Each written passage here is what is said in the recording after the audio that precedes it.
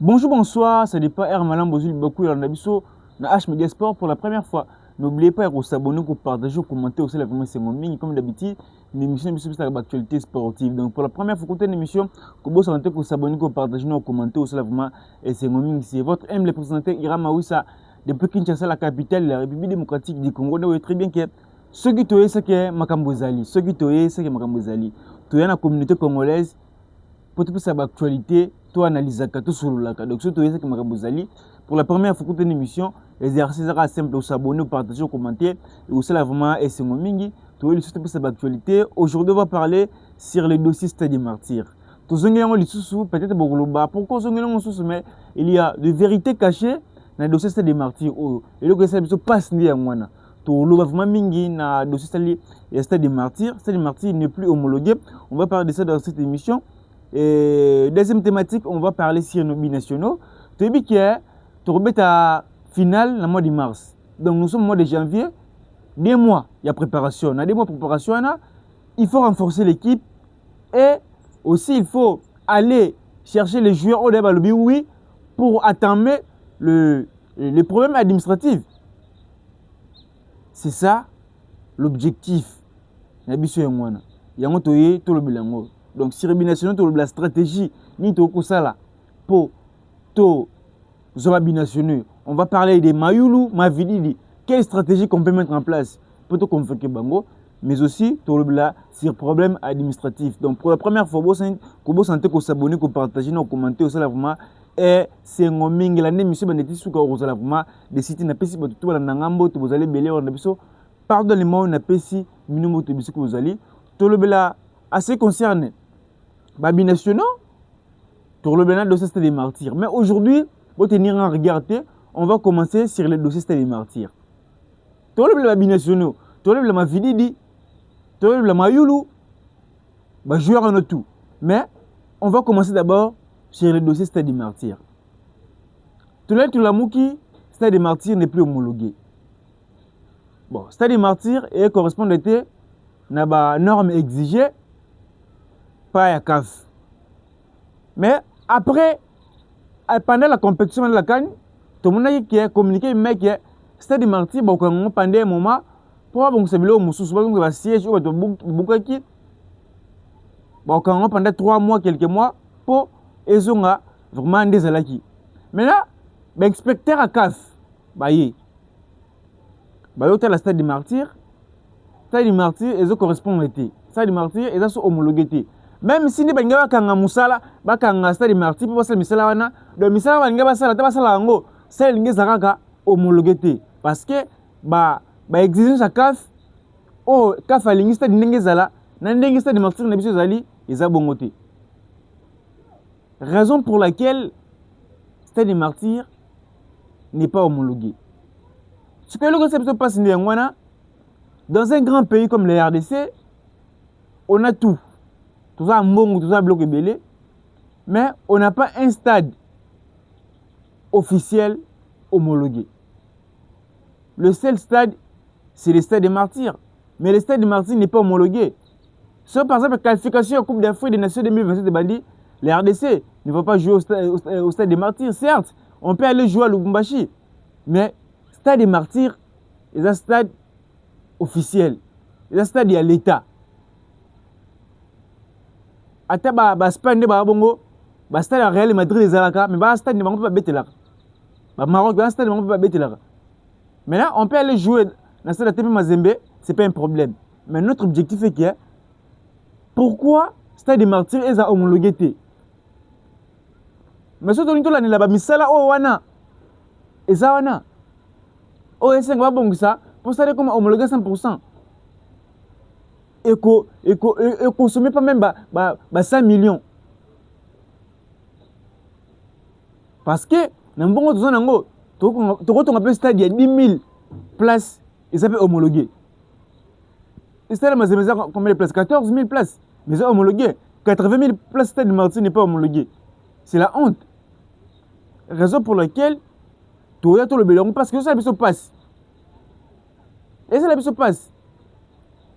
Tout le monde, contrat RDC signé, dans Barcelone, Et là que ça passe na mutunde yangwana na mutema. So ça que RDC signé partenariat na Monaco, a signé partenariat na Barcelone, na AC Milan pour la visibilité. Mais tout signé partenariat pour la visibilité, mais nous on n'a pas un stade homologué, un stade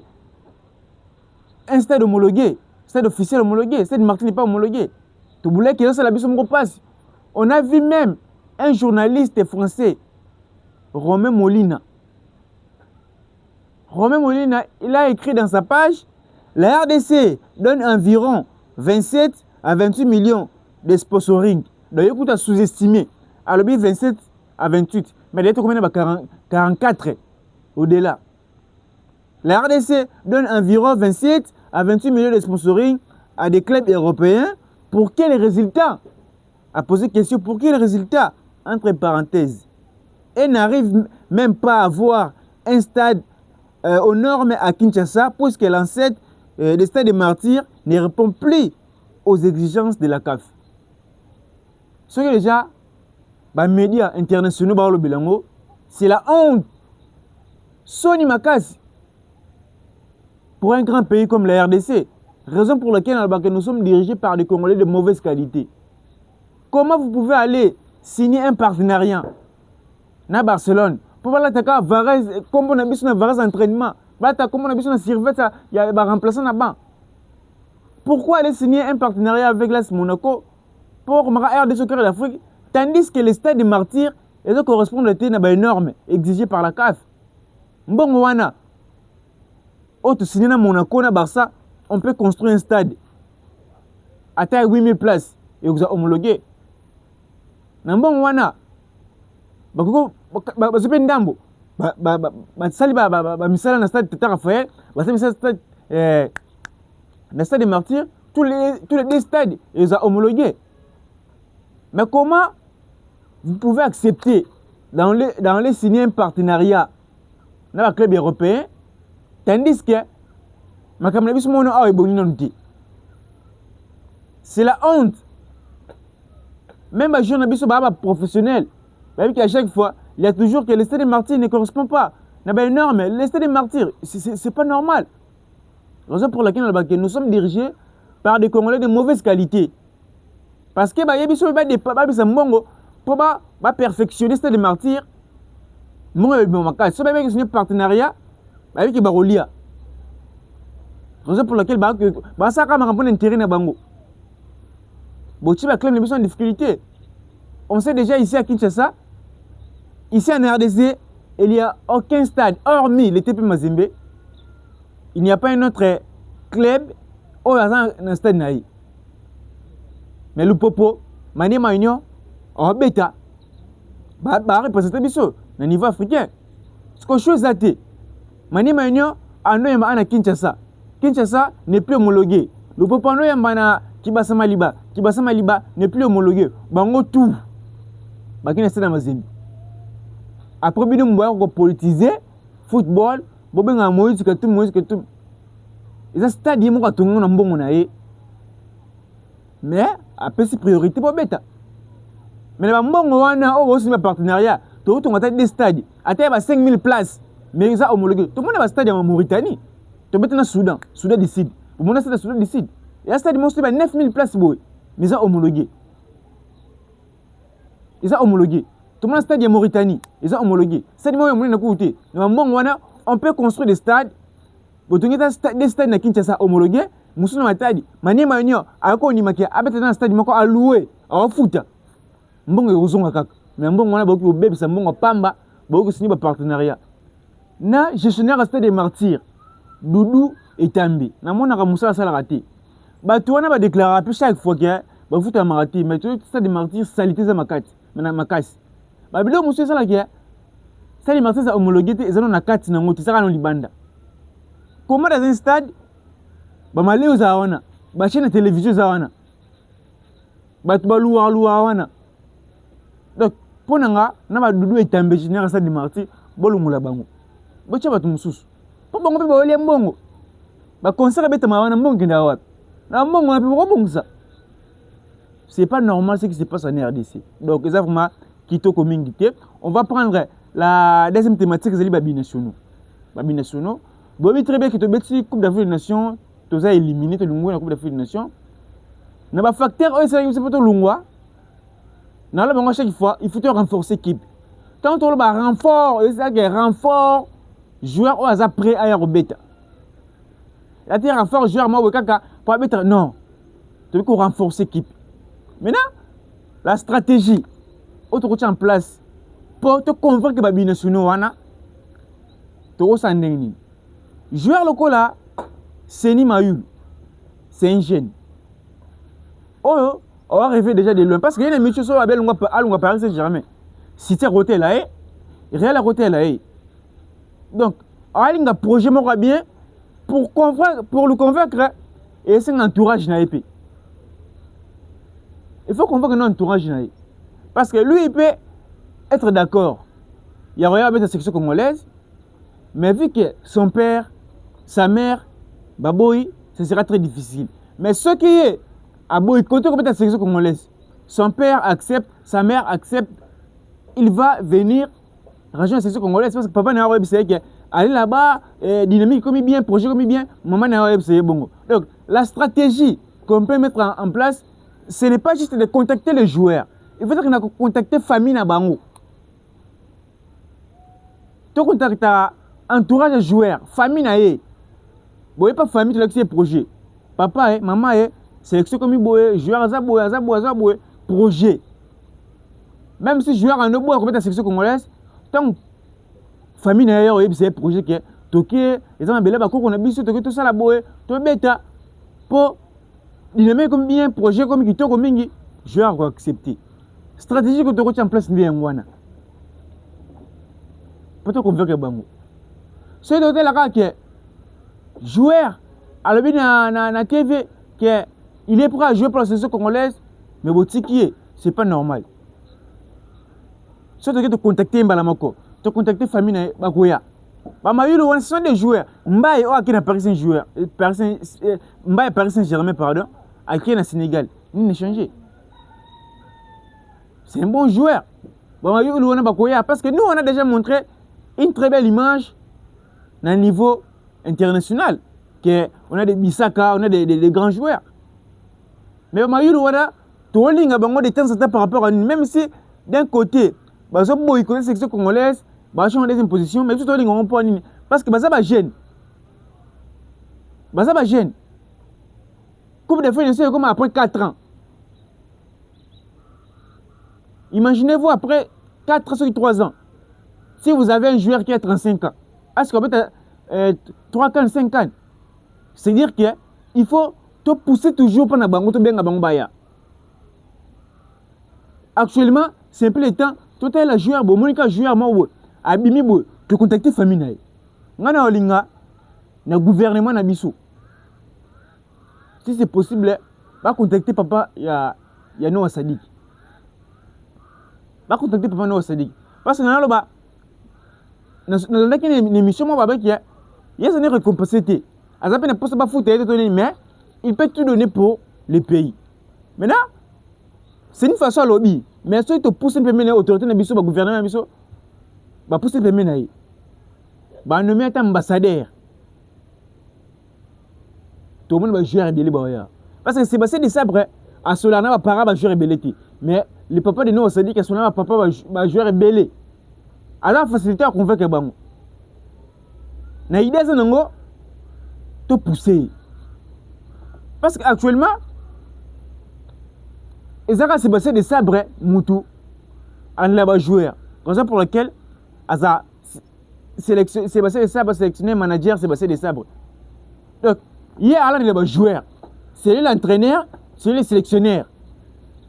Mais dans une équipe, il est important d'avoir des ambassadeurs, des managers, avec Ibenge. Roger, il te tombe avec le silence quand il ne tombe pas.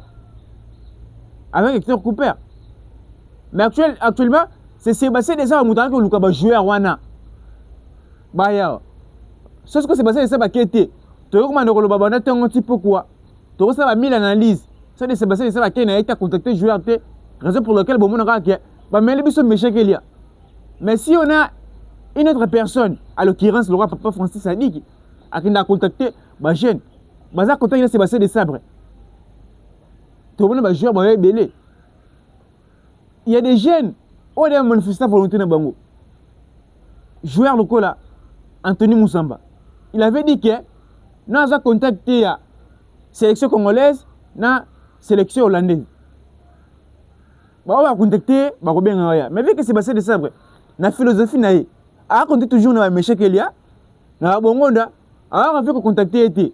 Mais, Moutou est censé contacter ça, c'est passé de ça. Mais si on a une autre personne, à quoi on va contacter, va jouer, on a parent à bango, c'est passé de ça, on va faire Moutou a bien, allô coach, je vais les contacter, c'est Maïl, ouais, ils sont d'accord. Oh, il est d'accord, ouais. Mais actuellement, c'est passé de ça, on va contacter bango. La stratégie qu'on peut mettre en place, premièrement, il y a renommé Moutou Mokoboué. Chaque pays, tu as nommé comme ambassadeur. Dans le niveau Belgique, tu étais papa Francis Sadik. Angleterre, Moutou Mokoboué. France, Moutou Mokoboué. C'est passé de ça, bazar contact, c'est passé de ça. C'est passé de ça, c'est parce qu'on a profil de joueur. Batindi Mbamoko. Batouana bazar contact, n'a pas parent na bango. Bazar contact, n'a pas joueur. Toza n'a pas binational, toza pas joueur belé. La sélection Nabiso. Ma vie dit wana baza na contacté te baza na volonté mais vu qu'à chaque fois le bagage ma vie dit il a fait beaucoup de sélection congolaise pour manifester volonté c'est difficile mais si on a une personne à contacter à quoi biso to accepter toi mais là vraiment sur les bienvenus boy malam ba stratégie to comment mettre en place ni ngwana et le ko ezanga biso ndi ngwana actuellement nous voulons les nouveaux joueurs. Baya. Surtout offensivement. Parce que Bisso, tout ça, un grand défenseur. Un bon médiateur. Mais un Takande Mbao. Tout ça, un défenseur, il y a une classe mondiale.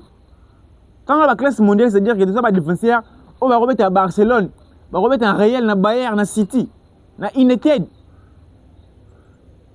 Mais tout ça, un Taka, on va remettre en réalité dans cette cité actuellement. Vous tenir en regarder. Parce que, si tu as la défense de Bissau, Bissau peut jouer au Real Madrid. Bissau peut jouer à Barcelone. Même peut jouer à City. Même peut jouer à Bayern. Touanzé va remettre à Liverpool. Même Massoua peut jouer au Real Madrid. Il risque quand même. C'est-à-dire que la défense de Bissau, tout ça va défenser la classe mondiale. Mais, on n'a pas des attaquants de la classe mondiale. Mais chaque fois, il remet à Real Madrid. Il y a critique, mais c'est la vérité. Mbouko remet à Liverpool. Mais surtout le roi Mayoul, on va mettre à Paris. On m'a dit dit wana. Tout le monde qui est équipe ne peut pas nous baguer ça. Dès tout le monde a Maroc, tout le monde a Sénégal, Baza Elima Ndiaye. C'est un attaquant à classe mondiale. Oh, bah aussi, il y a une étude, il y a tout le monde. Sadio Mané, Ismaïla Sarr, Jacobs, on se met à Bayern de Munich. Surtout, il y a une défense dans Bango. Il y a Katabet à Lyon, Koulibaly, surtout le parcours on a eu. Formidable. Yata, Jacobs, Mendy, équipe est vraiment calme. Les défenseurs à classe mondiale, ils sont à classe mondiale. Mais ce que tu as dit, les défenseurs militaires à la classe mondiale. Mais ils sont des foufous. Ils sont des foufous. Et là, donc, on doit chercher des binationaux, de nouveaux joueurs pour renforcer l'équipe. Maintenant, à ce qui compte dans la sélection congolaise, ils ont le temps de jeu, la performance. Même si c'est un joueur qui joue au Real de Madrid, mais si tu dois utiliser méritocratie, l'équipe ne peut pas bien. Et là, on a besoin de méritocratie quand tu utilises raté. Et c'est là où le coach fan d'utiliser des moyens. Maintenant, sur les binationaux, on doit aussi parler à ce qui concerne les problèmes administratifs. Tout ça dans 2 mois, pardon, parce que tu vas le 31 mars, finale à barrage. Actuellement, c'est le temps d'aller chercher les joueurs au animal et oui. Tout le monde déjà, problème administratif, démarche on a tout. Parce que c'est passé de ça après. À quand tu as affirmé que pour nous, journaliste, congolais, des choix. Est-ce que c'est un problème administratif? Est-ce que affirmé que pour nous, le coach a préféré que tu aies comment? Maintenant, je joue le cas de Kalumundo. Bah, film que Pouloulou. C'est le temps, il y aura la bango, mais comme problème administratif, c'est la société. Pour n'avoir des mars, pas y a un parce que les problèmes avec Sébastien de Sabre, et là on a condamné, il publie une liste quand on a des vacations. Tout là, tout le monde qui boit quand on a 15 heures de liste bimi. Maintenant, dans une sélection sérieuse, Sébastien de Sabre, avant de publier une liste, il va d'abord passer à la conférence de presse. À la conférence de presse, quand il va passer, Abi, dans la section de joueur, sur les temps de jeu, je vais utiliser la méritocratie. Tant que citer les joueurs, les journalistes, il faut nous poser question. Coach, au public liste, pourquoi vous avez sélectionné par exemple Banza, mais vous avez laissé Afimiko Pouloulou? On doit écouter la réponse de Sébastien de Sabre. Si l'absence de Afimiko Pouloulou est liée à un problème administratif ou bien à choix et staff. Et là, vous avez Sébastien de Sabre. Mais si le problème d'Afimiko Pouloulou est un problème administratif, c'est le temps de régler. Parce que moi, les masses, il y a bien les sous Banza qui ne rassurent pas. Maël, par exemple, qui ne rassure pas. Pour laisser Afimiko Pouloulou qui ne cesse pas marquer avec son club. Donc c'est le temps il y a un problème administratif. Il faut préparer un match. Avant match, pendant match et après match. Avant match, il y a un déjà. Tu es en mois de mars. Avant match, on prépare un gros. Pendant match, il y a un match qui est maboué. Il y a un match qui est maboué pendant match. Après match, quand tu as été poli, on va te gagner. C'est qui est un bolité. Je dois encore renforcer. Et donc, coach, il faut adopter des moyens. Il doit commencer à préparer les matchs. Avant match, pendant match et après match. Je vais te contacter. Arnaud Kalumwindo. Anthony Moussamba. Ils sont prêts à jouer pour la sélection congolaise. C'est le temps. Il y a un problème administratif et un lungo. Contre Angola, contre Cameroun, contre Nigeria,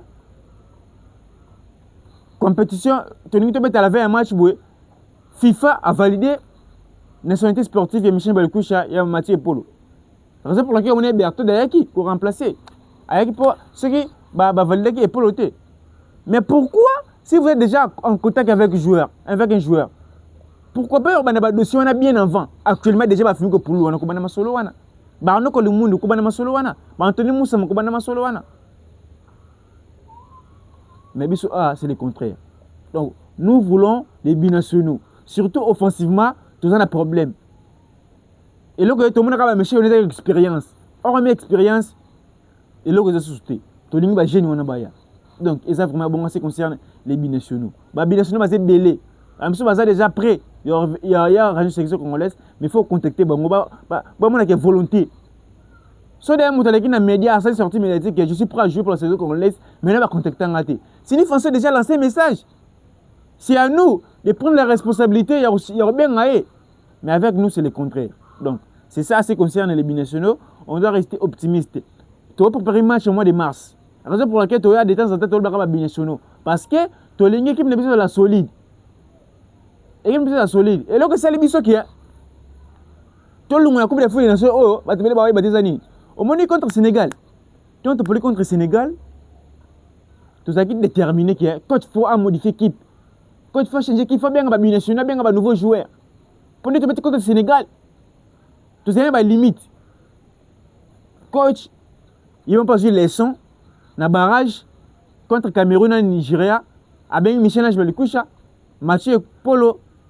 Avant le barrage, avec qui Sipenga. Renforcer l'équipe. Maintenant, si tu as gagné Nigeria, tu as gagné Cameroun. Bon, tu as Congolais entraîneur, tu staff, tu as confiance, tu as même appelé. Tu as gagné Nigeria, tu as gagné Cameroun. Comme des fois, tu as gagné pour te gagner. C'est-à-dire que les équipes bêtises, il fallait encore renforcer. Il fallait des coachs à gérer bien, tant contre le Sénégal. À renforcer l'équipe. Il fallait aussi, tant que gagner Cameroun et Nigeria, il fallait aussi à modifier, à renforcer son équipe. Mais vous avez confiant que tout Kende pour gagner. Tout ça, c'est le contraire. Mais Cameroun a l'umou contre Bisso. On a un barrage. Nigeria a un barrage. Donc après les fêtes contre Bisso, le Cameroun a fait une campagne exceptionnelle. Nigeria comme la demi-finale a fait une campagne exceptionnelle. Donc Bisso grâce à des fêtes contre le Sénégal, il y a un seul Bisso qui a gagné Nigeria, tu as gagné Cameroun. Grâce à des victoires contre Nigeria, dans Cameroun, il y a un seul Bisso qui a coupe de fête de nation avant. Parce que tu as déjà que tu as remis le colo. Mais il fallait renforcer encore l'équipe. Grâce, il y a des fêtes. Il y a Nigeria, raison pour laquelle tout le monde Nigeria comme Yukuna. Des fêtes, il y a Cameroun contre Bisso. Il y a tout le monde Cameroun a changé d'équipe. Tout le monde Cameroun a bêti bien. Contrairement contre Bisso. Donc, et le coach Moutouzelini n'étape tout. Il faut qu'on renforce CAC. Bon, la sélection, bon, Betty. Pour gagner la grande nation, il faut toujours renforcer. Après, il faut toujours renforcer. Et là, mais on doit rester optimiste. Dans moi, des mars, match, c'est bien. Coach Kanda a utilisé méritocratie. À sélection de jouer comme il faut. Tu rebelles, tu gagner. Match, on est ça vraiment sur le objectif, c'est ça, Coupe du Monde. Parce que si tu rates la Coupe du Monde, il y a vraiment un donc, il faut comme ça le parle de RS Nabiso, pour que la Coupe du Monde, ça vraiment qui est. C'était moi, votre aimé présentateur Ira Mawissa, depuis Kinshasa, la capitale de la République démocratique du Congo.